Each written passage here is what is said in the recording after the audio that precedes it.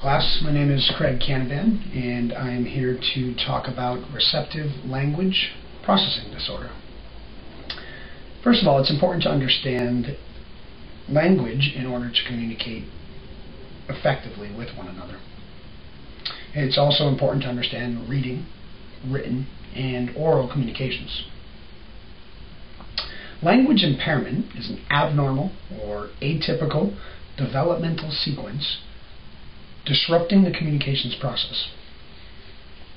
Some causes: brain injury, genetics, and even the environment or lack of a social environment can be causes.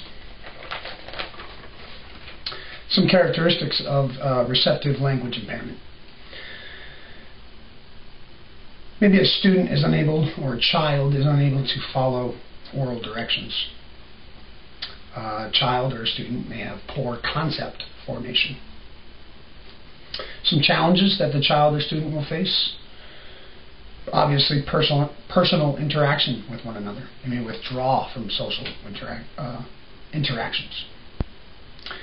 Also success in school or failure in school, and later on in life possibly employment. Next, I want to talk about the language process. There are three parts to the language process. There's a sender, a receiver, and a message that's trying to be conveyed. All three parts need to happen for communication to be effective. Communication can be oral, it can be written, or it can even be a symbol. It can be a gesture. For example, someone waving their hand. It's a way to say hello. Basically, communication is an exchange of information that needs to be understood by the receiver in order for the message to have a meaning. Next, I want to talk about the aspects of language. There are three aspects of language. First one, form. Form consists of phonology, or the rules governing the various sound combinations.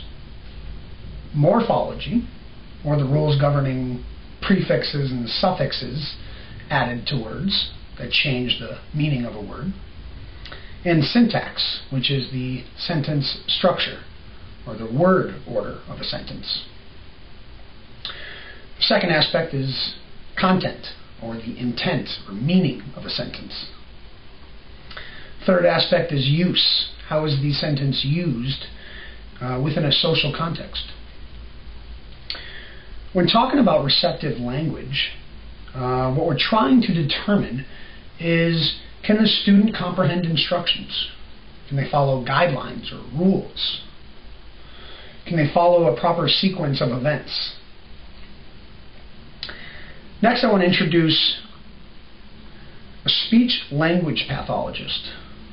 The SLP, or speech-language pathologist, is a person who would be contacted to help assess or test individuals, children, that we feel may have a language impairment.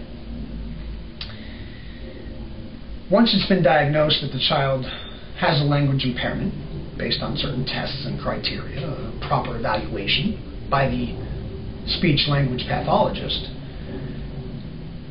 the family would be notified. The school, the teachers, and the speech-language pathologist would all get together and create an IEP, or an individualized education program for that child. We all know that proper assessment and early intervention could lead to big differences and good long-term results. So it's a very important aspect. Next, I'd like to talk about effective teaching methodologies. These are methodologies used to help facilitate receptive language development. Maybe a teacher could rephrase or repeat instructions for someone who is struggling with following a sequence of events or following instructions. The teacher could also try one-step instructions, one step at a time, maybe building up towards multi-step instructions. The teacher could also ask the student to repeat the instructions, or maybe have the student show the teacher that they understand what is being asked of them. Another concept would be to promote verbalizing any confusion in the classroom, or to promote questions in the classroom. That way there's a sense of belonging, and it just helps facilitate interaction between the teacher, the classmates, and the child who is possibly having a language impairment.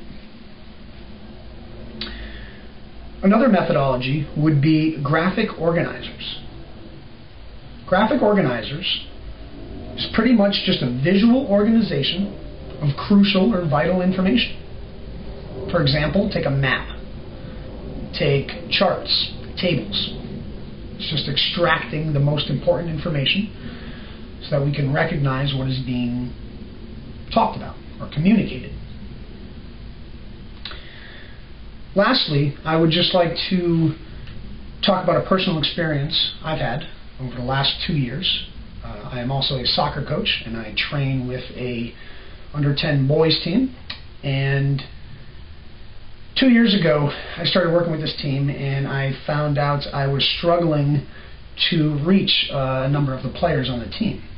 One boy in particular who couldn't follow my instructions, who would do parts of the drills or exercises that I set up.